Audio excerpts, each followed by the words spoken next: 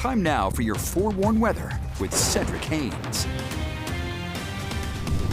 Well, here's something that never shuts down the weather. So Cedric always has something to talk about, right? That's very true. That's very true. We never shut down the weather department, and there's always something. You may not find it interesting, but we find it interesting as scientists, right? Well, no, everyone finds it interesting, and we love that. Our viewers love to send in interesting photos. This is a great one from Brian Whiteleather here showing us here. We've got the sun. We've got this kind of prism effect, right? It's halo that's showing up around here. What's happening? Well, we have those high, thin cirrus clouds in the atmosphere, so the sun, it sends its rays through those cirrus clouds, and they act almost like a prism, so it refracts the light and gives us this halo effect here. So we see this from time to time here, and you're probably wondering, is this like aliens or something trying to make us? No, this is just basically what we call here, again, that prism effect that takes place there thanks to those cirrus clouds. But also a nice scene and a nice picture to always look at. Here's another view from the Red Cliffs Lodge in Moab, 38 degrees there. We've got calm conditions. You can see blue skies, even though the sun is beginning to set there, so temperatures will continue to cool down.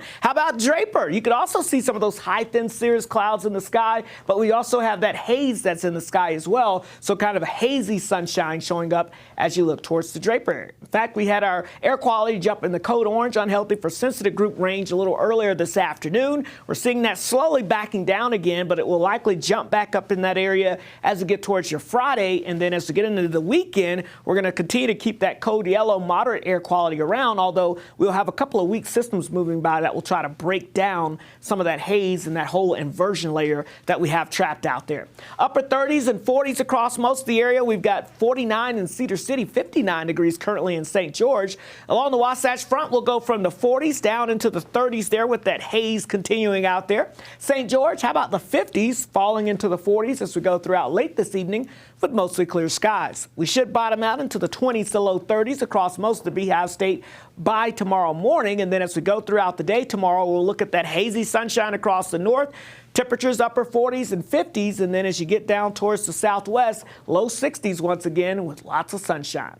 Here's the big weather pattern. Again, this big ridge of high pressure keeping all of the storm track way up to the north, sending all the storms up into Canada and then down across the Midwest, and that allows for that invisible lid to trap all that haze and pollution down close to the surface, and that's what we're going to deal with. But here come those weak storms for the weekend. Now, this one on Monday could bring a little bit of precipitation, primarily to our northern mountains on Monday, but we're all waiting for the bigger system to arrive. That one arrives Tuesday night into Wednesday, bringing us unsettled and colder conditions here across the region. And after that, we get into a more active weather pattern that looks to stick around. So typically we average about 30% chance of snow falling on Christmas with a little over 50% chance of having an inch of snow on the ground. Yesterday, I had the chances of at least seeing snow falling on Christmas at about a 65% chance. Well, I bumped it up to a 70% chance as of today. So the trend continues to be in our favor. Here's the storm system we've been watching. It still looks to move in as Santa is making its arrival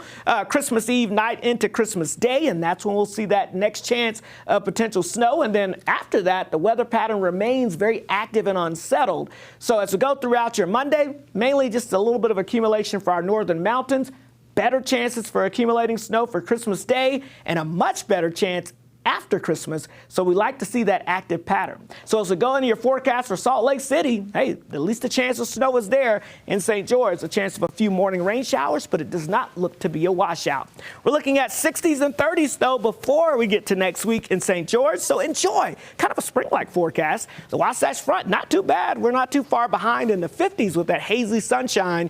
And then as we head into next week, all eyes on Christmas, and after that. It's almost here. Almost here. Almost here. Countdown is on.